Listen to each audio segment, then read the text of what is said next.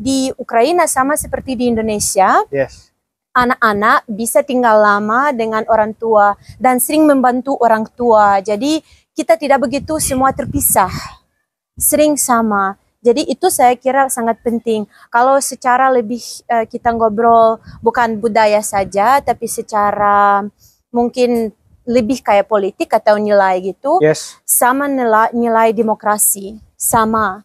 Jadi yang Bhinneka Tunggal Ika ya, moto Indonesia. Yulia tahu juga Tahu, Bhinneka Tunggal Ika, pasti. Pancasila itu tahu. Pasti. Hebat.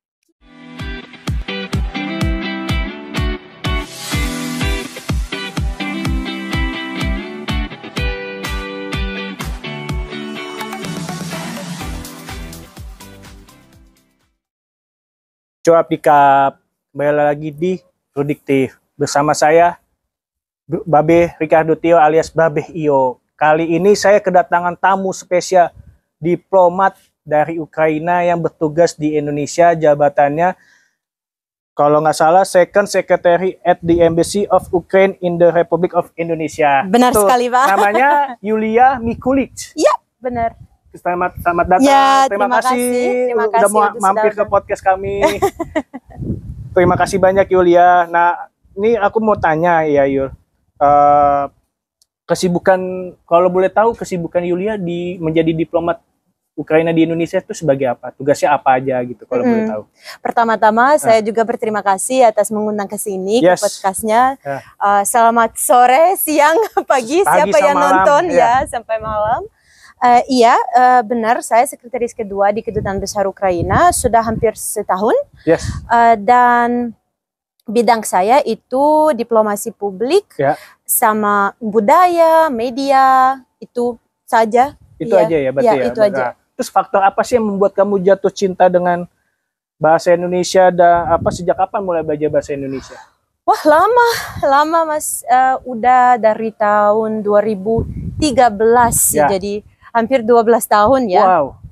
Nah, saya masuk ke universitas ke jurusan Bahasa dan Sastra Indonesia dan juga ambil S1 dan S2 dalam Bahasa dan Sastra Indonesia. Universitas mana itu, Yul? Universitas Taras Shevchenko, itu di jantung kota Kyiv. Oke. Iya, jadi itu di pusat kota Kyiv, itu salah satu universitas. Oke. Sama seperti UI di sini. Yes. Jadi sama kayaknya. Dan jurusan Bahasa dan Sastra Indonesia dibuka di sana dari tahun 2012. Jadi saya gelombang kedua yang masuk ke dalam jurusan itu. Wah, mantap. Jadi ini jarang-jarang loh orang Ukraina ngambil bahasa Indonesia. Biasanya kan orang Ukraina biasa ngambil bahasa yang lain lah, Eropa lain misalnya kayak macam bahasa Inggris ya kan, bahasa Jerman atau Belanda atau whatever lah ya. Jarang banget ngambil yang Asia begitu seperti Indonesia kan sebetulnya. Kalau Asia sebetulnya banyak sih. Kita ada beberapa universitas yang bisa belajar bahasa Oriental, bahasa Timur. Dan di Universitas Taras Shevchenko ada berbagai macam bahasa. Oke, siap. Nah, apa sih yang bikin kamu betah di Indonesia dan ada nggak persamaan kebudayaan antara Ukraina dan Indonesia menurut Yulia selama bertugas di Indonesia atau selama pernah ada di Indonesia? Iya, itu pertanyaan bagus karena pasti ada. Ya. Walaupun kita jauh sekali secara geografis, tapi ada banyak kesamaan. Yang pertama-tama, orang Ukraina dengan orang Indonesia sama ramah. Oh ya. Sama sangat suka tamu, suka mengundang, suka mentraktir makanan. Wow. Itu sangat suka sama sekali. Dan itu bisa lihat sudah dari pertama kali di sini, pertama hari. Yeah. Kalau yang sudah lebih pengalaman saya 12 tahun bekerja dengan Indonesia, itu yang saya lihat. Mungkin nilai keluarga sangat mirip. Oh, kekeluargaan ya? Iya, kekeluargaan. Jadi di Ukraina sama seperti di Indonesia. Yes. Anak-anak bisa tinggal lama dengan orang tua dan sering membantu orang tua. Jadi kita tidak begitu semua terpisah, sering sama. Jadi itu saya kira sangat penting. Kalau secara lebih kita ngobrol bukan budaya saja, tapi secara mungkin lebih kayak politik atau nilai gitu. Yes. Sama nilai demokrasi, sama. Jadi yang Bhinneka Tunggal Ika ya, moto Yulia Indonesia. tahu juga Tahu, Bhinneka Tunggal Ika, pasti. Pancasila itu tahu. Pasti. Hebat. Kita ada sama nilai. Ya. Karena di Ukraina pasti tidak ada sebanyak bangsa seperti Ada di semboyannya Indonesia. nggak kalau di Ukraina tuh? Apa? Kayak Bhinneka Tunggal Ika tuh ada semboyan nggak kayak slogan gitu? Diversity apa? Unity in diversity istilah. Iya, unity di diversity. Nah, Jadi kalau bahasa Ukrainanya apa tuh? jedность урізноманітність. Oke, nanti tinggal edit nanti. Nanti bisa di komentar siapa yang bisa. Siapa yang bisa paham. Ini baru tahu aku, soalnya ada istilah di Ukraina kayak seperti itu juga. Ada juga, dan kita sangat menghargai, dan justrunya kita sangat bangga bahwa di Ukraina ada berbagai agama. Yes. Karena agama Islam itu indigenous religion, jadi sudah lama di Ukraina, dan ada juga banyak bangsa, pasti tidak sebanyak seperti di Yeah. Indonesia, I know, tapi I know. ada. Jadi itu saya lihat kesamaannya Siap. dengan di antara Indonesia dan Oke. Ukraina. Nih, aku pengen tahu nih Yuli, terkait ini kan lagi di Ukraina kan lagi diserang nih Iya. sama Rusia. Nah, kamu itu di Ukraina tinggal di daerah mana? Sama bagaimana keadaan keluarga Yulia di Ukraina?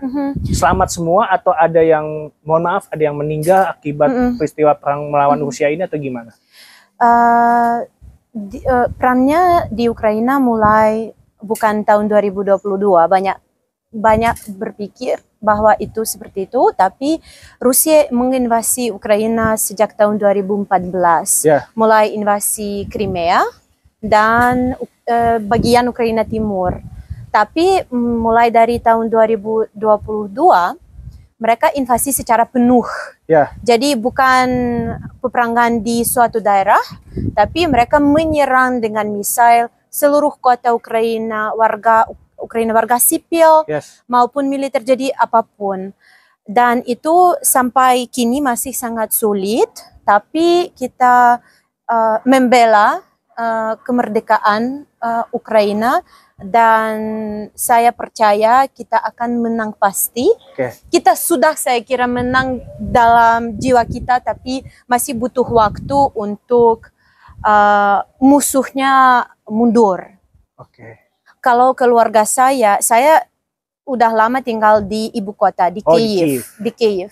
Tapi saya berasal di Ukraina Barat, lebih ke daerahnya pergunungan, kota kecil tapi bagus Apa sekali. namanya tuh? Kremenets. Oh, saya pikir namanya Kazan atau Donetsk gitu. Oh, enggak. Kalau Donetsk itu daerah Ukraina Timur yang secara sekarang dipenduduki oleh Rusia. Kalau Kazan? Kazan itu bukan di Ukraina. Astaga, sorry. Itu di Rusia ya, mohon maaf. Ya, Crimea lebih dekat ke Crimea. Yang itu. Crimea itu Ukraina Selatan, di Laut Hitam dan Azov. Oke, siap. Dan negara saya dan keluarga saya waktu mulai perangnya, bapak sama ibu saya di Ukraina Barat, di kota saya, tapi saya sama adik laki-laki saya dan suami di Kyiv. Dan kita bertemu, bisa bilang begitu, kita men-face itu perang di Kyiv. Nanti kita kembali ke ibu kota saya. Kalau sampai sekarang bapak saya pernah sukarela ke angkatan bersenjata Ukraina, dan dia hampir sudah 4 tahun yang dia membela dan berjuang untuk Ukraina. Kita bisa bertemu 1 kali per 6 bulan atau per 1 tahun. Tahun pertama sangat sulit waktu perang. Kalau sekarang ya kita ngobrol setiap hari, tapi dia masih di sana, dan itu hampir setiap keluarga yang ada di Ukraina berpengalaman seperti itu.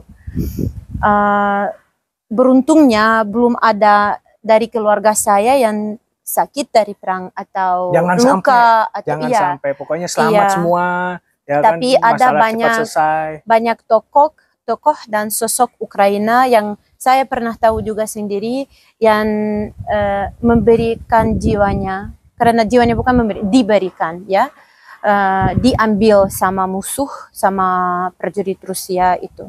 Oke. Jujur saja kita semua turut prihatin ya Yulia. Terima kasih. Terkait Makasih. perang yang terjadi di Ukraina. Semoga perang ini segera berakhir, Terima kasih.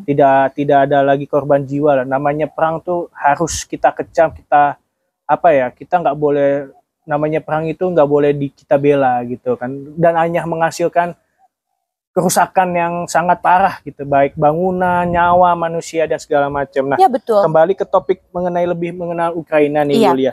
Boleh tahu kebudayaan dan kesenian Ukraina itu seperti apa? Maksudku seperti tari, musik, film, teater dan lain-lain. Singkat aja nggak apa-apa. Sangat bermacam-macam. Ya. Itu yang kalau secara singkatnya dengan satu kalimat aja. Mulai dari invasi kebudayaan Ukraina saya kira mewah lagi. Ya. Karena kita mulai kembali ke root kita. Yes. Dan ada sedang banyak folk yang kembali lagi. Ada sangat banyak band Ukraina, misalnya ada band Drevo yang sangat terkenal sekarang di Ukraina. Ada Dahabraha, dan band itu bukan terkenal di Ukraina aja, tapi juga mereka ke Eropa, Itu ke genre Amerika. musiknya apa itu yang tadi Banyak sih folk, tapi pop ada banyak pop. Kayak rock itu ada jazz. Rock ada, jazz ada juga, popnya banyak. Nanti ada saya rap searching di YouTube. iya. Kalau kita ada salah satu rapper, dia rapper. perempuan. Wow. Perempuan rapper, dan dia sangat terkenal. Kalau mungkin Mas kenal Eurovision Song Contest. Yes, Eurovision. Iya, I know it. dia tahun kemarin ikut, dan mereka. Berapa besar? Kenapa? Berapa besar yang dari Ukraina perwakilan Eurovision itu? Setiap tahun ada. Iya, maksudnya dia 5 besar atau 3 besar kemarin ikut yang kontes itu? Belum tahu ya, nggak tahu ya. 5 besar maksud apa? Kan biasanya kan ditentukan ada pemenang kan Eurovision Oh itu. iya.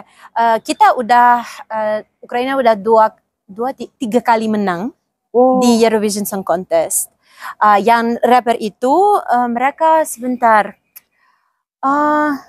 kedua atau ketiga, sesuatu seperti Siapa itu. Siapa namanya Yu? Jerry Hale dan Alona. Kayaknya pernah dengar Alona, iya. Dia perempuan sangat terkenal di budaya rapper itu. Oke, siap. Dan yang lagi hits di Ukraina ini sekarang apa? Oh wow. Kalau di Indonesia, film lagi hits itu film sore. Yang lagi box office. Atau misalnya dulu Jumbo. Film Jumbo kartun. Kalau di Ukraina. Oh iya. Sedang dulunya ada kartun Mafka yang sangat terkenal. Ya, dan itu juga banyak diputar di seluruh dunia. Apalagi kalau sekarang. Yes. Wah, pertanyaannya sulit karena saya sudah lama tidak tinggal di Ukraina. Tapi kan ada info-info dari suami, informasi dari suami. Pasti. Misalnya bukan cuma dari suami, tapi misalnya beberapa saat yang lalu tahu BAFTA? Ya, Ukraina menang 2 kali di BAFTA. Oke. Rock, Scissors, Papers itu short film yang sangat terkenal, dan ada yang kedua namanya saya udah harus cek lagi. Yes. Tapi itu ada film horor. Ada juga. Ada juga diproduksi di Ukraina, tidak begitu seperti di Indonesia. Konotopska Vidma. Konotop Witch. Itu sangat terkenal di Ukraina. Ada banyak sih genre berbeda. Siap. Pasti kalau sekarang ada lebih kebanyakannya film dokumenter mengenai apa yang sekarang ada di Ukraina. Siap. Tapi ya juga lumayan banyak fiction. Oke. Nah di Indonesia kan kalau Yulia tahu banyak macam tari tradisional ya. Betul. Kayak kalau Yulia pernah ke Bali ada tari pendek, tari kecak. Nah di Ukraina itu ada nggak? Kalau di Jakarta nih ada tari jaipong. Iya. Nah, ya tahu jaipong, atau di Sunda tuh tari macam-macam ya kan. Terus nah kalau di Ukraina banyak nggak tari tradisional gitu yang biar masyarakat Indonesia yang nonton ini tahu gitu? Oh, harus pasti, dan ada banyak sih yang paling tradisional saya kira hopak. Ini yang paling tradisional. Wow. Tapi di Ukraina tari tradisional berubah tergantung dari musim.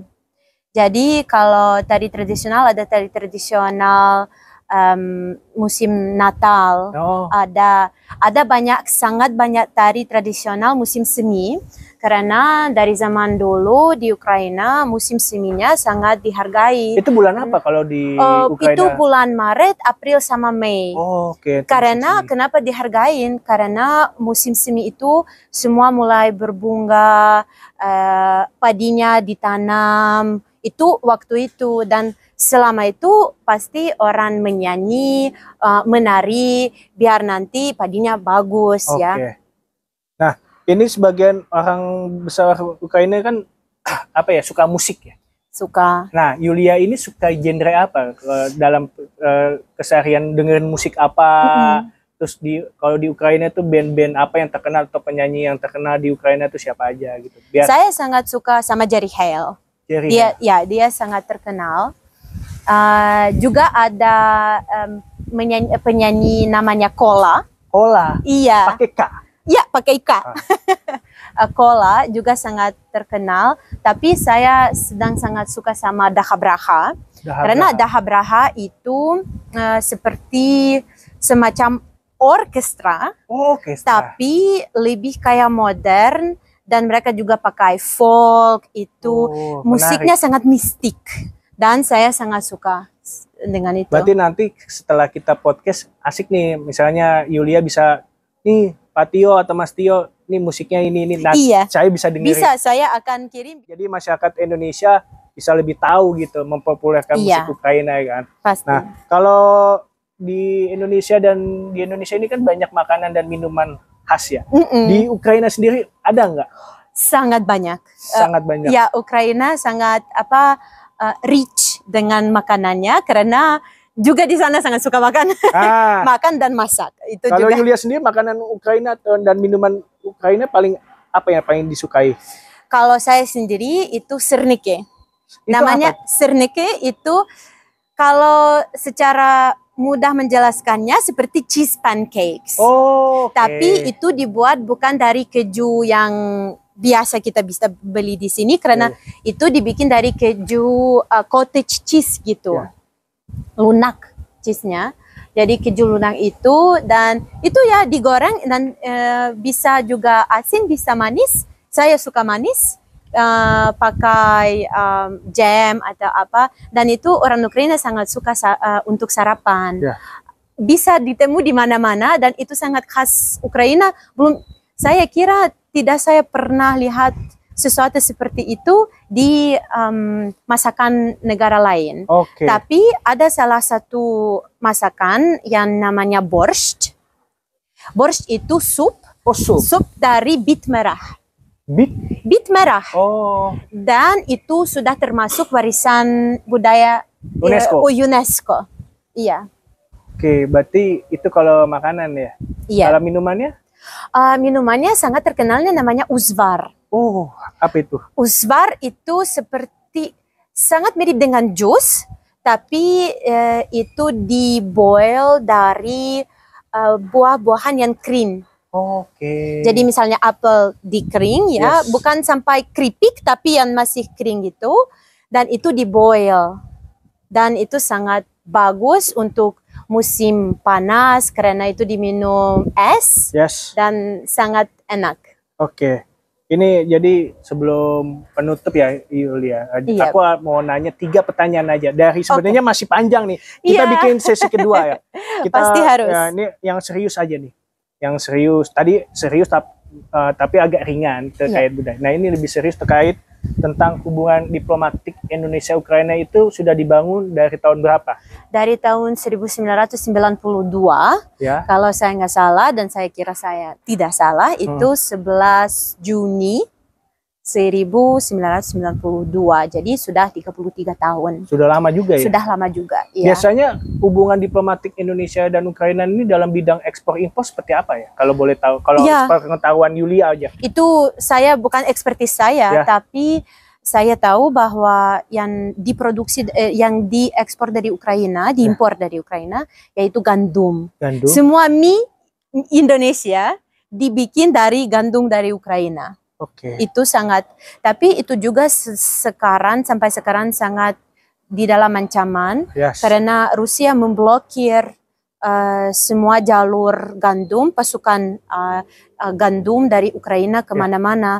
Tapi Ukraina adalah pengekspor pertama hampir di dunia dengan mengekspor gandum ke Afrika, ke Asia. Jadi itu sangat penting. Berarti sana laku ya? Ada. Saya bisa ketemu di toko. Kalau yang kita mengekspor dari sini itu juga kopi, nasi pasti banyak. Siap. Nah, terakhir nih sebelum penutup. Jadi Bapak jumlah WNI di Ukraina dan Bapak jumlah warga negara Ukraina di Indonesia yang tercatat resmi gitu. Kalau warga negara Ukraina di sini sekitar 8.000. Oh, 8.000. Iya, lumayan banyak. Fun fact loh ya, sobat semua ya. Ini nggak ada yang tahu 8, tapi pikir hanya di bawah 1.000 atau di bawah 5.000. Ternyata di atas 5.000 loh. Dan hampir semuanya di Bali. Itu sih nggak kaget kalau hampir di Bali ya. Kalau WNI, kalau Indonesia, saya itu kurang tahu, kurang bisa bilang karena itu harus tanya diplomat. Di sana ya? Di sana, diplomat Indonesia. Ya. Terima kasih ya Yulia udah mau datang banyak di acara Cuap Dikap. Ya, jangan lupa di like, komen, dan ini nanti dibikin set kedua ya, part kedua ya. Soalnya masih belum selesai nih karena belum tuntas gitu. Karena kesibukan beliau ini. Terima kasih. Hatur nuhun, makasih.